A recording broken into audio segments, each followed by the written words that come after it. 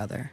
Ethan Carter and JD Vance. On the interview chair sits JD Vance, the newly inaugurated Vice President of the United States, his posture upright, his gaze unwavering. A man the media once labeled a turncoat, someone who went from criticizing Trump to becoming his right-hand man.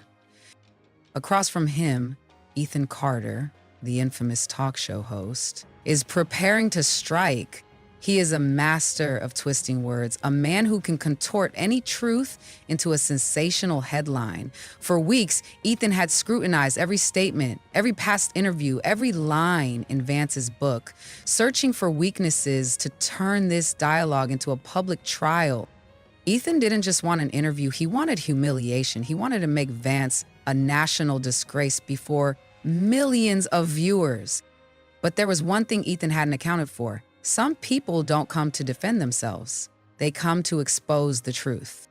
Ethan Carter leaned forward, a smirk slashing across his face. "Mr. Vice President," his voice smooth yet razor sharp, "your journey is astonishing, from labeling Trump as America's Hitler to shaking his hand and standing behind him. What do you call that? Growth? Or just a well-disguised political opportunity?" The audience held their breath. Vance remained still, his fingers interlaced, his eyes locking onto Ethan's like a sniper taking aim. "Ethan," he said, his voice low and sharp as tempered steel. "You want to dig into the past? Fine. But if you're going to play this game, play it right. I once criticized President Trump because I hadn't yet seen him through the eyes of the forgotten. The people I grew up with in Ohio. The ones you've only ever seen through a newsroom monitor." Ethan cut in, his voice rising with mockery. "Oh, forgive me, Mr. Vice President, but don't paint yourself as some hero of the working class. You wear $1,000 suits, sit in the White House, while those people are still trapped in rust and despair. You don't see the hypocrisy in that?" Vance tilted his head, a cold smile tugging at the corner of his lips. "Hypocrisy, Ethan? You think I forgot where I came from just because I no longer wear tattered clothes? Let me tell you something. My grandmother, the woman who raised me, once prayed over an empty dinner table. My values don't change with a zip code, but you? Have you ever walked through those rusted out towns, or do you just judge them from your ivory tower?" Ethan clenched his stack of cue cards, his face flushing red. "Don't dodge the question, Vance. You once called Trump a danger, and now you call him a vessel of God. Don't you see the contradiction, or are you just a master at twisting your own words for power?" The studio pulsed with tension. Vance leaned in, his voice dropping but slicing through the air like a blade. "Contradiction, Ethan, is sitting here pretending you care about the truth while distorting it to fit your narrative. I changed my views because I saw the results. Jobs returning, hope returning to communities you've never set foot in. But have you ever admitted you were wrong, or are you too busy building a monument to your own ego?" The audience murmured. Ethan fired back, his voice hissing like a venomous snake. "Results? You defend a billionaire while claiming to be the voice of the poor. Isn't it laughable that you wrote an entire book criticizing people like Trump?" Vance didn't blink, his gaze burning like a fire barely contained. "Laughable. Ethan is thinking a suit can erase my character. I wrote that book to tell the truth about where I came from, not to please people like you. And Trump? I saw him do something the media never did, actually listen to the forgotten." Ethan slammed his hand on the table, his voice cracking with fury. "Listen, he's an opportunist, and you're his latest puppet. You sold out your ideals, Vance, and now you sit here, draping yourself in faith and values to justify your betrayal." The entire studio fell silent. Vance stood up, towering and commanding, his voice booming like thunder. "Betrayal? Ethan, you dare use that word with me? When I was in Iraq praying before every mission, I learned what loyalty meant. To my team, to my principles. I haven't sold out anything. I stand here because I saw a man willing to fight for this country while you and your colleagues mocked from your cushioned chairs." Ethan sneered, but his hands trembled slightly. "You pull faith into this like a shield, Vance. You talk about God and politics. Isn't that a dangerous mix? Or is it just another tool to manipulate voters?" Vance stepped closer, his stare piercing into Ethan like a drill. "Dangerous, Ethan, is when you think faith is something to be ridiculed instead of respected. I placed my hand on the Bible when I was sworn in not to establish a national religion, but to remind myself that this power isn't mine. It comes from something greater, and that scares you, doesn't it? Because you can't control it. Ethan sneered, his hands trembling with rage. You defend a billionaire while claiming to be the voice of the poor. You wrote an entire book criticizing people like him, and now you're groveling at his feet. Don't you see how pathetic you are? I wrote that book to speak for the forgotten, not to please journalists like you. And Trump, I saw him act while you just sit back and mock from your leather chair. Suddenly, Ethan raised his hand, holding up a USB drive, his smile turning wicked. Enough, Vance, I have this. A recording from an anonymous source, straight from your own mouth in a closed-door meeting in 2022. What did you say again? Trump is a clown and I'll use him to climb up, then toss him aside when I have power. The stupid voters will never realize it. Do you have anything to say, Mr. Vice President? The studio fell silent. The audience gaped in shock, and a few began to boo. Vance stood frozen, his face briefly paling, his eyes blinking as if he had just been stabbed in the heart. Ethan burst into triumphant laughter. Well, Vance, you just shot yourself in the foot. The American people will see you for what you are, a fraud, an opportunist, nothing more than a snake in a suit. From backstage, Liam Hayes watched Vance with a bewildered look. The audience murmurs grew louder, the boos intensifying. Vance took a deep breath, his hands clenching into fists, but he did not falter. His voice rose, slow but powerful like a fire rising from the ashes. Ethan, you think you've won, don't you? Yes, I said those words. I once thought Trump was a tool, a ladder to climb.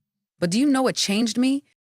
Ethan growled. Your ambition, obviously. You're not fooling anyone. But Vance stepped closer, his gaze burning like a furnace. No, the truth. When I met him, I saw a man who didn't just talk, he acted. He brought jobs back to Ohio. He gave hope to the very people I once wrote about. I was wrong about him, and I'm man enough to admit it before this entire country. But you? Do you have the courage to face yourself, or are you just digging up dirt to cover your own emptiness? A scream rang out from backstage. A middle-aged woman, eyes red with fury and grief, stormed onto the stage, clutching a stack of worn-out documents. Ethan Carter, she cried, her voice shaking with pain and anger. You think you can bury the past? Here, letters you wrote to my father 20 years ago, promising to help him keep his factory in Ohio, but you sold him out to a corporation for commission money. My father died in poverty, and you built your career on his blood. The studio went deathly silent.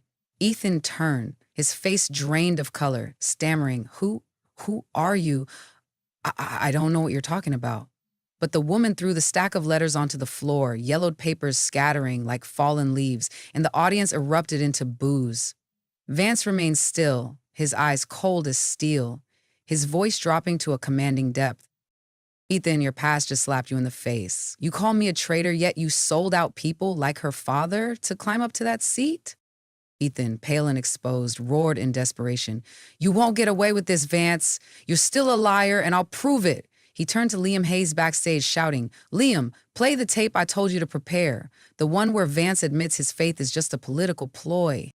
But Liam didn't move. He stepped onto the stage, holding up a USB drive, his voice shaky but resolute. No, Ethan, I won't do it. That tape is fake. You hired people to impersonate Vance, edited his words to smear him. But this, he held up the USB higher, this is real. A recording of you last week telling a donor that you would destroy Vance for ratings, that you didn't care about the truth, only blood on live television.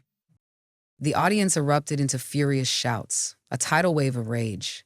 Ethan lunged at Liam, his hands trembling, his face contorted in madness. You betrayed me! You're garbage! I made you, I paid you, and now you dare turn on me? He snatched Liam's phone, hurling it to the ground, his voice shrieking. You think I'm afraid? I'll burn everything down. Vance, you, this entire crowd of idiots. I have power. I am the truth here. Vance stood unmoving, his gaze cold as tempered steel, his voice cutting through the storm. Power, Ethan? You call your lies and dirty money power? You just confessed before the entire nation. You faked a tape. You sold out the truth for ratings. Look at the audience, Ethan. They're not fools. They see you for what you are. Ethan spun around, his wild eyes scanning the furious crowd, faces filled with disgust and rage directed straight at him. He took a step back, sweat dripping down his face, his voice cracking with panic. Shut up, all of you.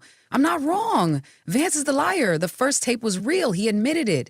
I was just doing my job, showing you the truth he's hiding. Vance stepped closer, his voice low but sharp as a knife slicing through Ethan's delusion. Your job? You call hiring voice actors to manipulate my words a job? Yes, I once spoke harshly about Trump. I've admitted that. But you, Ethan, you don't have the courage to admit who you are. You think you can break me, but you're the one shattering the mask you've worn for years. Ethan screamed, his voice cracking like shattered glass. Mask! You're the one wearing a mask, Vance. You think you're noble? You're just a lucky hillbilly, a traitor in hero's clothing. I won't let you win. I have more evidence. I will. He lunged for the table, grabbing a stack of notes, but his hands trembled so violently that the papers slipped through his fingers. At that moment, a young studio worker rushed in from backstage, gripping a tablet, his face pale but his eyes blazing. Mr. Carter, he shouted, his voice cutting through Ethan's meltdown. I have this text you sent last week ordering me to hack Mr. Vance's emails for more ammo. But I found something else. You received $2 million from a corporation to smear the new administration, and you knew from the start that the first tape was fake. You told me, make it sound real, even if it's not. The studio shook with the audience's outraged screams. Ethan spun around, his eyes bulging, spit flying as he roared, lies, all lies. Who the hell are you to challenge me? I'll sue you, I'll sue this network, I'll sue Vance. He lunged at the young staffer, his hand raised to strike, but Liam stepped in, shoving Ethan backward onto the floor. Ethan lay there gasping, his hair disheveled, his wild eyes staring up at the studio lights like a man lost in a nightmare. You can't do this to me. I'm Ethan Carter. I'm the king here. His voice faded, swallowed by the deafening roar of the crowd's fury.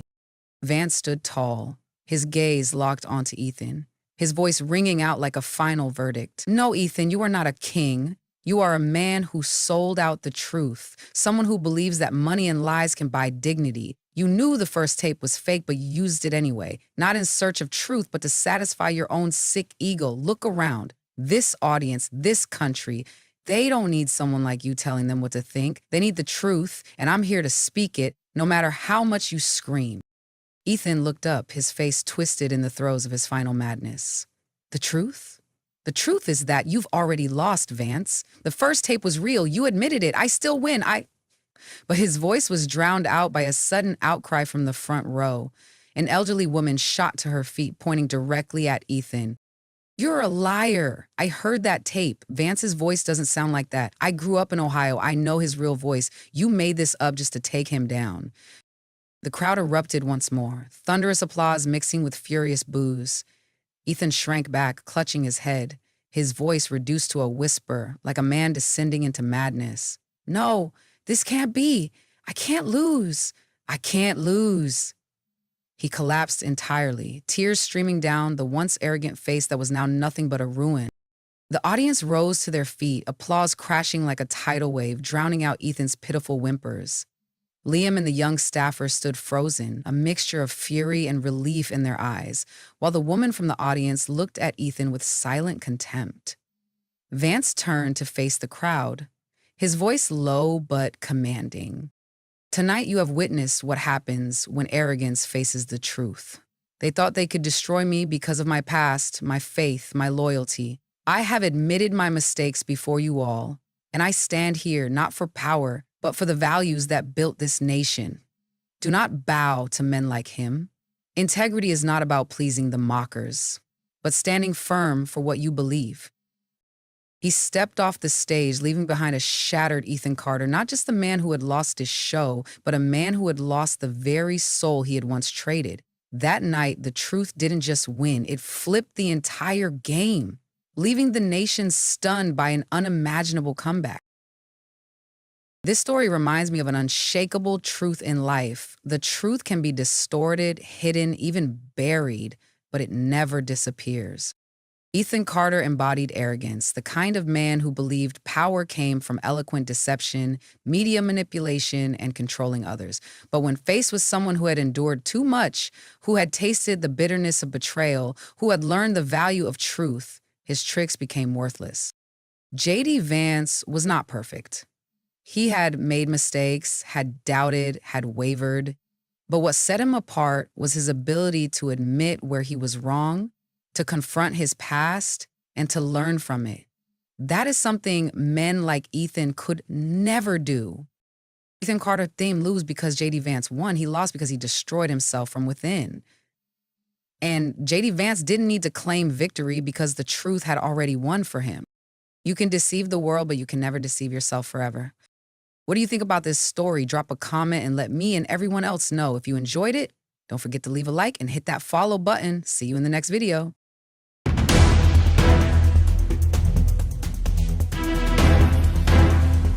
In a small room in Washington, D.C., the dim streetlights filtered through the curtains, casting a soft glow on the face of Usha Vance, a woman who was once a blazing fire in the legal world, now sitting quietly with her hands clasped tightly together. Outside, the honking of cars and the relentless rhythm of the capital's bustling life echoed through the night. But within her, only the silent reverberations of unspoken questions remained. Was all this sacrifice truly worth it? Across from her, JD Vance, the man who had just ascended to the pinnacle of power as the Vice President of the United States, gazed into the darkness, his eyes carrying both pride and an invisible burden. This was not a simple story of a power couple. This was the journey of two souls colliding between love, ambition, and fractures too deep to be concealed. What awaited them in the days ahead? On a gentle winter morning, sunlight filtered through the branches of maple trees, casting golden hues upon the small wooden house of the Patel family. In a warm room scented with sandalwood and curry, a faint cry pierced the air. Ushabala Patel was born. Her father, Sanjay Patel, a mechanical engineer from IIT Madras, carried the American dream in his heart, not for wealth, but for knowledge. Her mother, Anjali Patel, a sharp-minded molecular biologist, had given up the lab to become the keeper of their home's warmth. From a young age, Usha did not have the carefree childhood of her peers. While other children played, she sat quietly at her desk, her small fingers turning the heavy pages of law books.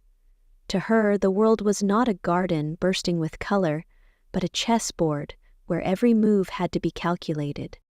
In Middletown, Ohio, where aging factories cast long shadows over a gray sky, JD Vance grew up amid the cracks of a fractured life. His mother, Lila, struggled in the grip of alcohol and drugs, while his father was nothing more than a distant shadow.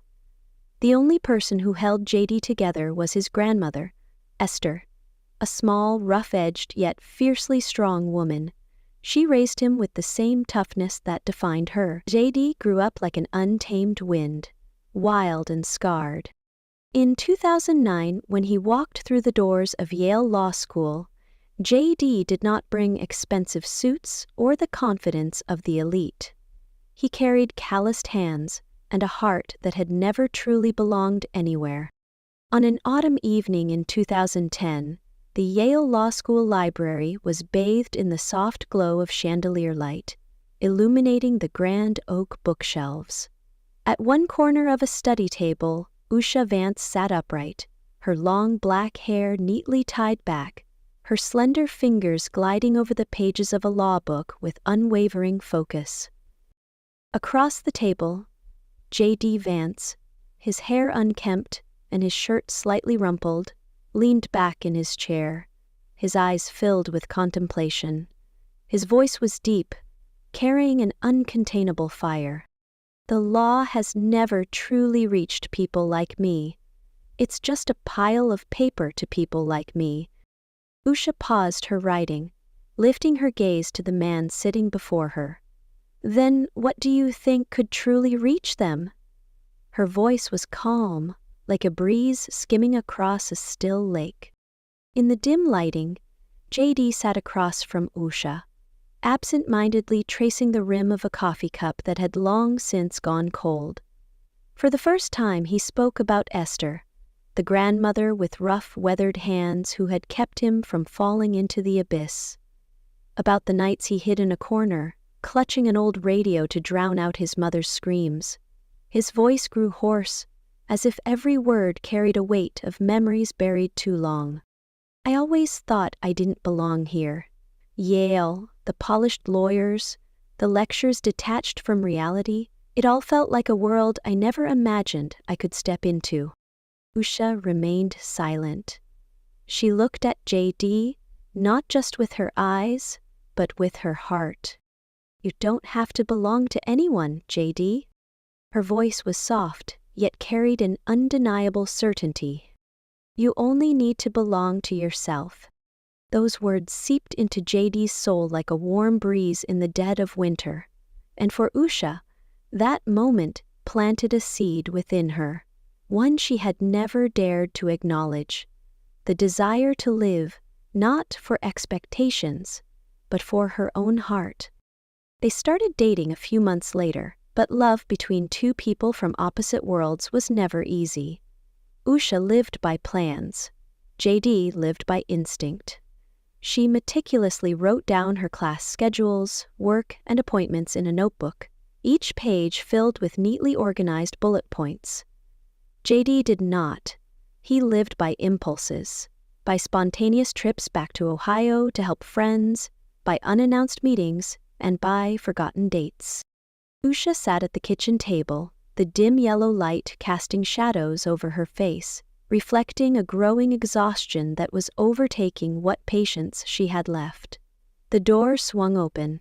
JD walked in, his clothes dusty, his hair a mess, the remnants of a long day she had no knowledge of. She stood up, gripping the edge of the table, her breath unsteady but her voice still controlled. You can't keep doing this, JD. Usha, I'm not the kind of man you want. He leaned back in his chair, his gaze avoiding hers. I'm not good at schedules. I'm not good at doing things on time. I live, the only way I know, by instinct. Can't you just accept me as I am? She turned away, her voice catching, a single tear tracing down her cheek. I do accept you, JD. Her voice was barely above a whisper, yet every word cut through the space between them. But I'm afraid. Afraid that one day you'll disappear and never come back. Afraid that you'll be swept away by everything out there and forget that someone is waiting for you at home. I don't want to lose you because you don't think about tomorrow. The room fell into a heavy silence. Without another word, JD stepped forward and placed his hands on her shoulders. I'm not going anywhere. His voice was raw. I'm not good with words, but I'm here. For you. Usha closed her eyes, inhaling deeply, trying to hold on to what was still intact between them. That night, they didn't argue anymore, but both knew something was cracking. Not for lack of love, but because love alone might not be enough to bridge the differences between them. 3 years later, in 2014, they got married. Usha graduated from Yale in 2013, stepping into the legal field with sharp intellect and discipline, clerking for Judge Clara Evans in Kentucky, before moving to D.C. to work under Judge Paul Ortiz. By 2017, she achieved one of the greatest honors in her career, becoming an assistant to Chief Justice Diane Marshall at the U.S. Supreme Court. Meanwhile, JD stepped into the spotlight with Hillbilly Elegy in 2016. The book turned him into a phenomenon, a voice for the forgotten people of America. He appeared on television, debated top politicians, and entered rooms of power he had never dared to dream of. They welcomed their first child, Ewan, in 2017. Viviak was born in 2020, and Mirabelle in 2021. Usha became a mother. She became the wife, standing behind a husband who was growing more famous by the day. When JD decided to run for vice president in 2024, she left behind her legal career, the profession she had once loved deeply, to follow him. Not because she wanted to, but because she knew she couldn't be both a dedicated lawyer and the wife of a man climbing the ladder of power. Washington, D.C., the day JD Vance was sworn in as Vice President of the United States.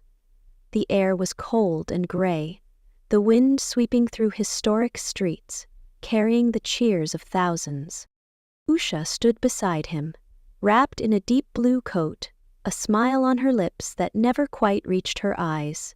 Cameras flashed relentlessly, capturing the image of a woman who seemed strong, yet inside felt emptier than ever. JD raised his hand and took the oath. A turning point in history, a dream realized. But as the crowd erupted into applause, Mirabelle suddenly started crying in her arms. That cry cut through the air, pulling her back to a different reality. Not politics, not prestige, but something far more real. A child who needed her mother, a family waiting for her, a part of herself slowly fading away. Usha quickly stepped behind the stage, her hands trembling as she soothed her daughter. Tiny Mirabelle pressed her face against her chest, her warm breath spreading over Usha's cold skin. She held her child tightly, as if holding on to a part of herself she couldn't afford to lose. A few minutes later, she returned to the stage. Her eyes were slightly red, but she smiled. JD stood there, under the spotlight, amid the applause, in front of millions watching. He now belonged to America, to politics, to history. He was no longer just mine. The strangest rumor surfaced just before the 2024 election, that Usha had secretly filed for divorce. They said she feared that if JD won, she would be trapped in an unhappy marriage, crushed under the weight of the White House, and ultimately lose herself. At first it was just murmurs, scattered words across obscure forums, but as with all rumors in the digital age, it spread faster than truth itself. A TikToker named Aubrey, with her brightly dyed blue hair and an air of absolute confidence, posted a video in September 2024, speaking as if revealing a shocking secret. Usha is leaving? JD? She doesn't want this life. The White House is a trap, and she knows it.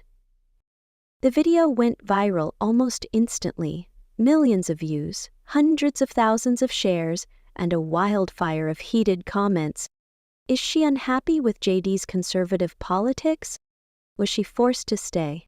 No one walks away from a brilliant legal career like that unless something shady is going on. When Usha abruptly left Munger, Tolles & Olson in July 2024, the speculation only intensified. She had been one of the firm's rising stars, handling high-profile cases, following a career path many envied, yet she chose to walk away with a simple explanation: I want to focus on my family. Then, at the 37-second mark of her video, Aubrey smirked, tilting her head as if savoring a game. See how easy it is to create a story? It had been a fabrication all along, an experiment to show how quickly a lie could spread. But once a falsehood burrows into the collective mind of the public, the truth often ceases to matter.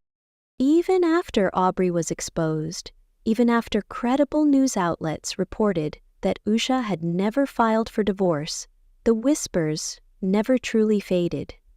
They lingered, slipping into casual conversations, cryptic social media posts, and skeptical shrugs.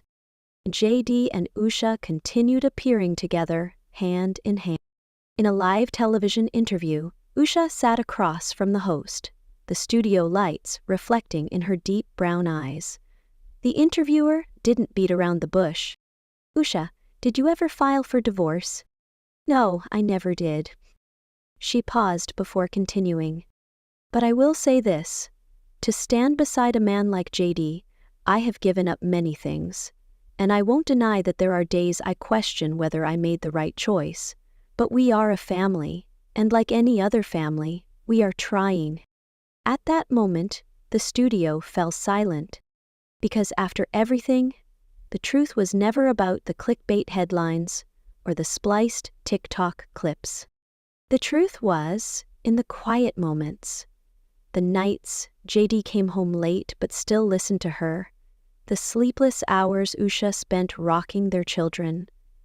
The hurried meals squeezed between packed schedules. They weren't perfect, but they were trying.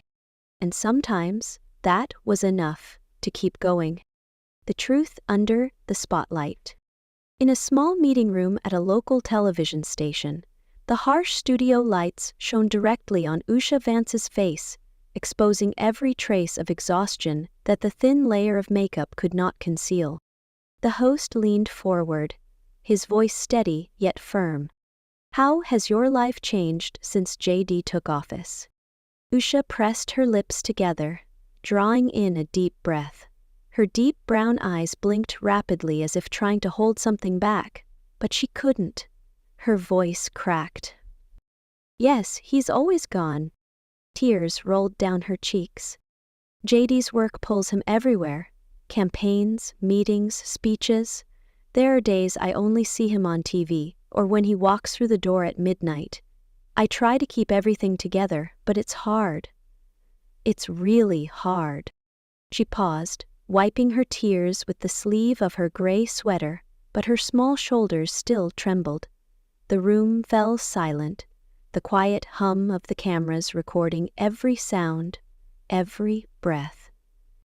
And yet, her voice was still unsteady but carried a quiet conviction. I can't imagine a life without him. We've been together for over a decade. We are not perfect, neither of us is. But we've found a way to make it work.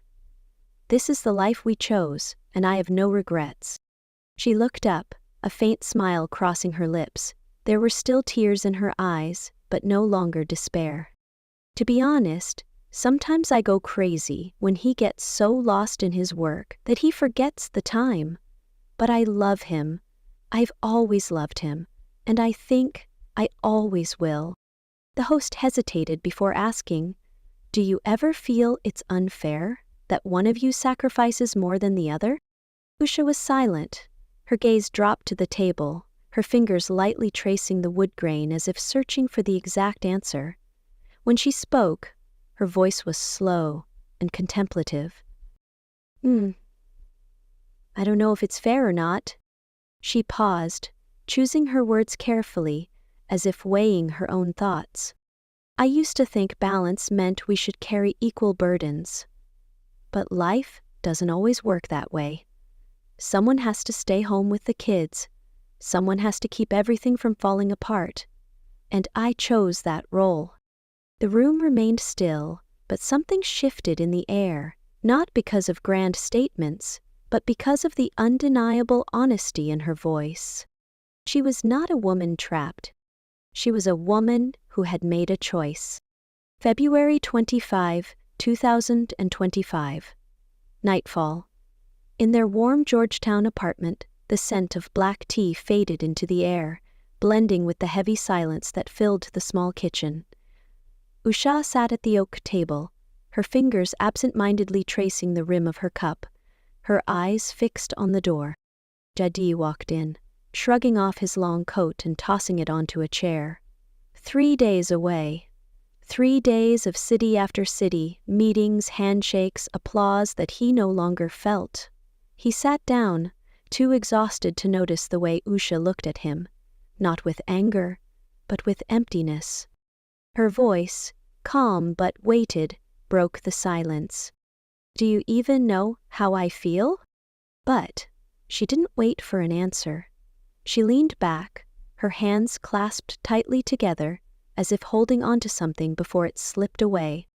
I gave up everything, my career, my dreams, everything I once was, so you could stand there, be the hero. But are you ever really here, JD? Do you ever truly come home? The kids and I only see your back as you walk out the door. He didn't want to hear this. But he couldn't deny it either. Usha, do you think I want this? His voice was hoarse. I do this for us, so our kids can have a better future. Do you think I enjoy flying around, talking to people I don't care about? Don't say that, JD. You love it. I see it in your eyes every time you step on stage, every time the lights hit you, every time the crowd calls your name. She stepped closer, her face reflecting the broken pieces of their home that she was trying so desperately to hold together. But what about me?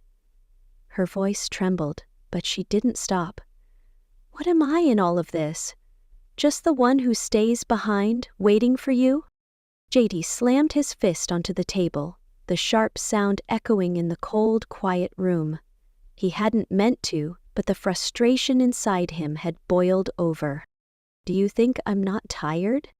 Every day I step outside, I'm still that kid from Ohio, still afraid everything will fall apart, still wondering if I even belong in this world. Don't you see, Usha? You are the one who keeps me standing. Without you, I am nothing. She covered her face with her hands, silent tears falling onto the floor, small, soundless, but piercing to the core. I never wanted you to give up everything, JD. I never asked for that. She took a shaky breath, her tear-filled eyes locking onto his, pleading for him to truly see her, not as the vice president's wife, not as the mother of 3 children, but as her. Usha Vance, I just want you to see me, JD, to see how hard I am trying to hold everything together. JD looked at her for a long moment, his eyes a storm of regret, love, and a pain he didn't know how to fix. They stood there, facing each other, separated by a distance that ambition had built. Usha woke at 6 a.m. to the sound of Mirabelle crying for milk.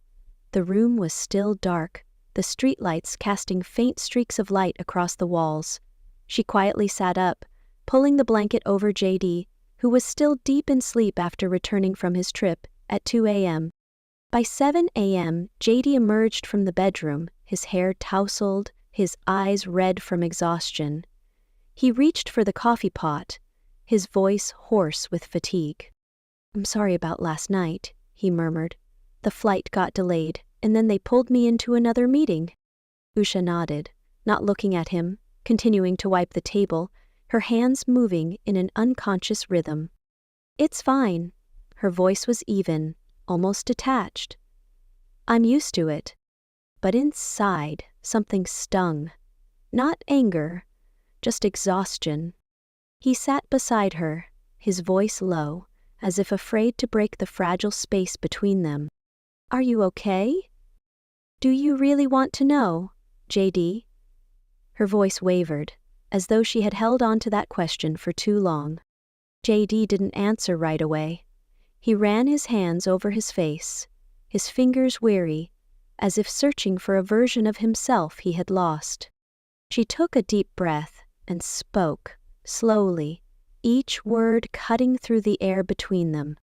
I don't know if I am. I love you. I love our kids. But some days, I feel like just a shadow behind you, the one holding everything together so you can keep moving forward. I'm tired, JD. JD clenched his fists, as if trying to hold on to something slipping away. I know, his voice was raw. I know you do more than I do. I know you've given up more than I have. I'm not good at being home. I'm not good at balance. But I can't do this without you, Usha. Eyes. I don't know how to say it in a way that you'll believe, but I need you. Usha closed her eyes for a brief moment, as if letting his words settle in. Then she reached out, placing her hand over his, squeezing gently. I believe you, she whispered, her voice small but steady. But I need you to be here more, not just when you're free, not just when work allows, really be here.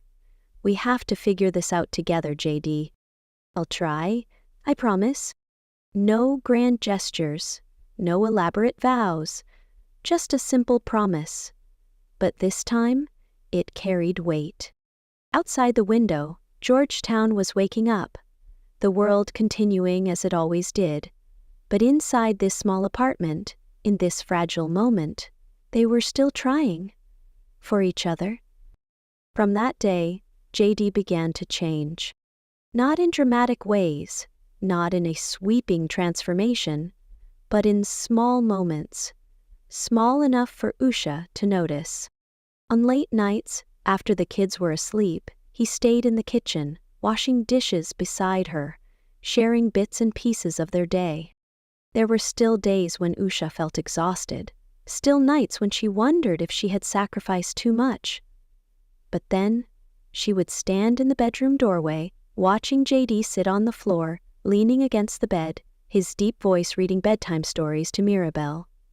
And in those moments, she knew she had made the right choice. Their life wasn't perfect. It wasn't balanced in the way marriage books described. But it was theirs. And for Usha, that was enough.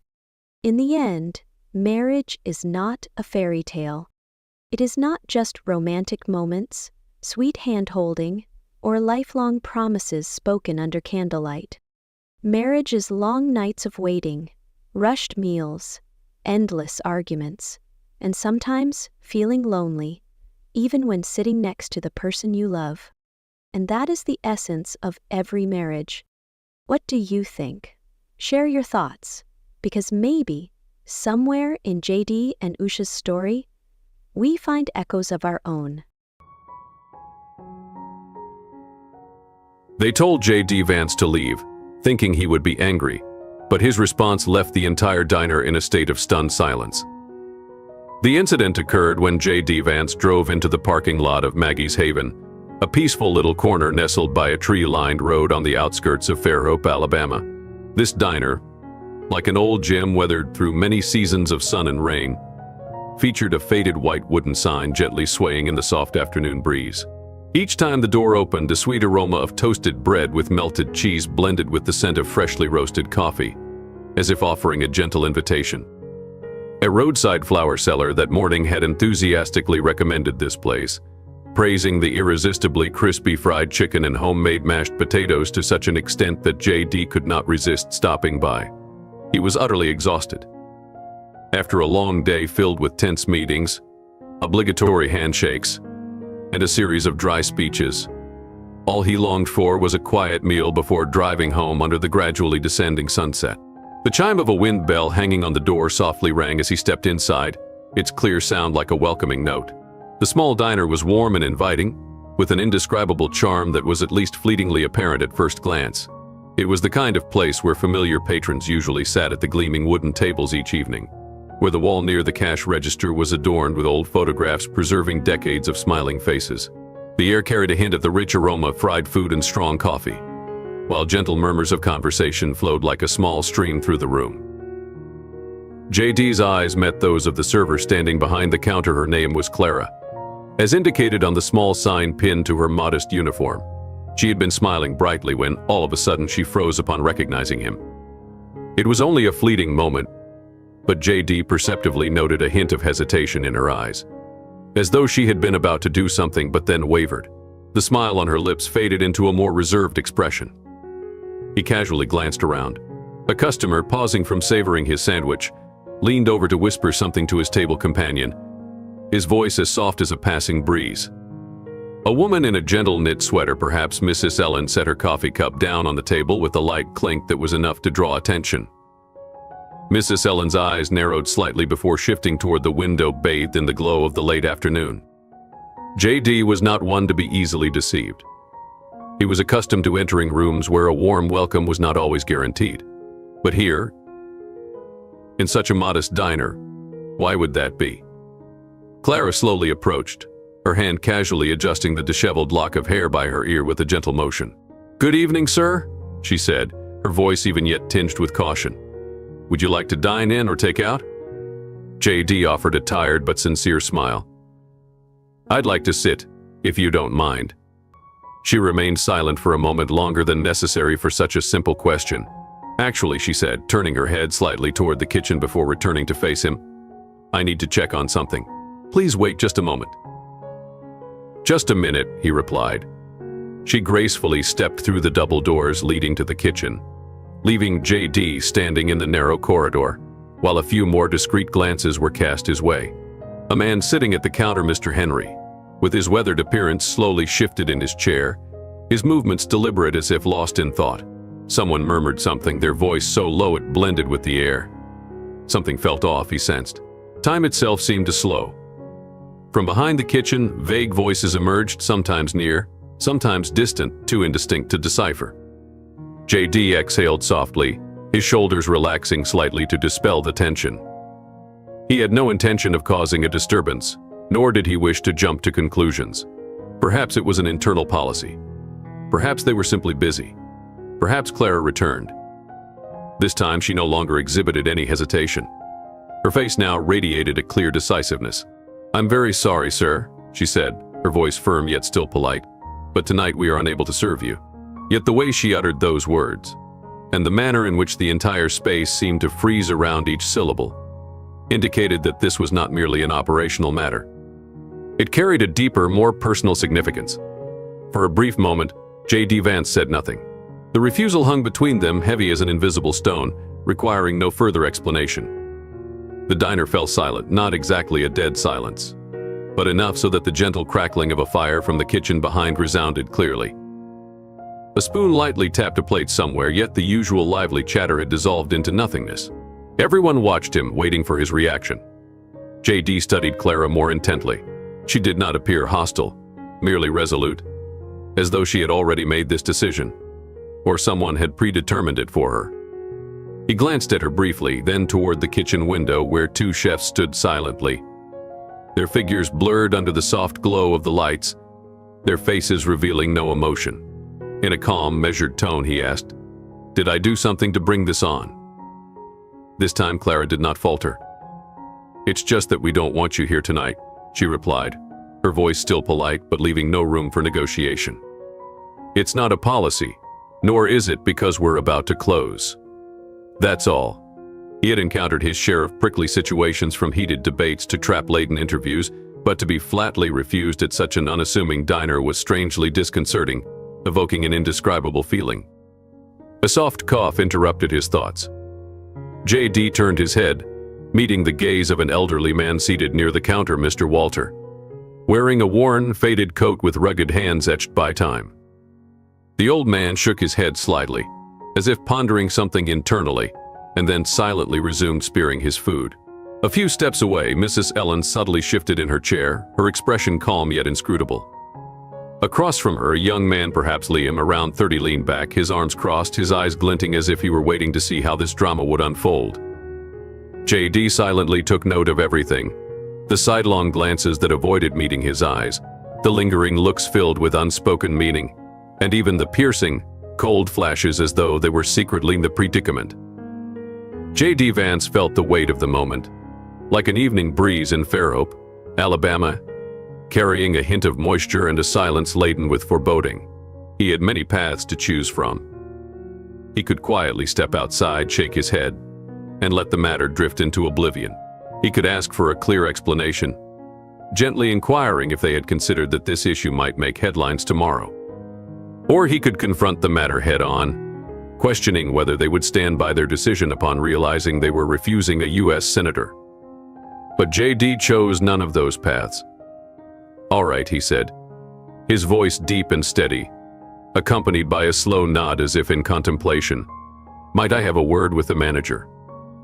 That gentle question caused a few people in the diner to pause, as though they had just heard something unexpected. Clara, the server, hesitated for a moment, her eyes flicking toward the kitchen as if silently seeking someone's agreement. Mr. Walter, the elderly man seated at the counter with hands calloused from a lifetime of labor, murmured something under his breath, his voice so soft that only he could hear it. Liam, near the window and exuding confidence with his arms crossed, let out a short, derisive laugh, as if unable to believe that JD truly intended to push the conversation any further. JD remained standing there, patiently waiting, his demeanor calm and unruffled. Clara silently withdrew once more, This time through another wooden door, its surface faded by time. The space fell into a few beats of silence. The sound of lips clicking on a coffee cup echoed forlornly. A plate slid lightly across the counter, its dry sound cutting through the stillness. Then the door burst open, and a man of about 50 stepped out, his posture assured, with two strong arms folded before an apron already stained with grease. A name tag on him read Travis. Travis did not waste time asking JD what he wanted. He simply observed him silently from head to toe before speaking up. "I hear you have something to ask." But the way he said it carried no friendliness, nor did it retain the usual courteous tone. It was an invitation laced with challenge. JD Vance stared straight into Travis's eyes, his gaze calm and inscrutable, without a hint of wavering. He had not come here to argue or to flaunt power. But he was not the sort to simply turn his back without understanding why. "Yes," JD replied, his tone firm yet polite. "I want to understand why you won't serve me tonight." Travis exhaled sharply through his nose. A heavy sigh, as though he had anticipated the question but was not particularly eager to answer. He raised a hand to lightly wipe his apron, his eyes glancing over the few patrons still intently watching. Some lowered their eyes as if indifferent, but the curious stares were impossible to hide. "Listen," Travis said in a lowered voice, leaning slightly as if to emphasize, "this isn't aimed personally at you." JD raised an eyebrow, a subtle gesture that betrayed his suspicion. "I'm afraid it seems rather personal, don't you think?" Travis's face tensed slightly. He rubbed his neck and let out a soft sigh. "The people around here have their own opinions about you, about what you represent. I have to look after this place, and I don't want to get entangled in any trouble." JD nodded slowly, letting Travis's words sink in like drops seeping into parched soil. "So my sitting here, ordering a simple meal is trouble then?" Travis did not reply immediately. He glanced toward the counter where Mr. Walter remained silently with his plate of food, though his hands now moved more slowly, as if lost in thought. A few steps away, Liam still crossed his arms, his eyes glinting as if savoring a play. JD had encountered similar situations before, not exactly the same, but close enough to recognize. This was not merely a simple refusal. It carried a deeper meaning about how people perceived him, about the reactions that might cascade from it. It was the silent pressure from all sides, something that could force someone to make a decision they weren't entirely willing to make. He looked back at Travis, his voice gentle yet laden with significance. "Be honest with me, do you really think so? Or are you just trying to keep everything peaceful?" Travis paused briefly, his finger tapping lightly on his apron, and for the first time JD noticed a hint of uncertainty on his face, as if his hard exterior had just revealed a small crack. But before he could answer, Liam interjected with a sharp tone and a sneering smile. "Oh, come on, don't make a fuss. You're simply not welcome here, that's it, no need to beat around the bush." JD turned his gaze toward him, studying him for a moment. Liam appeared to be the type who enjoyed stirring things up, always waiting for an excuse to jump into an argument. JD did not allow himself to be swept away. He turned back to Travis, his tone still even. "If you truly want me to leave, I will. But I want to hear your reasons clearly."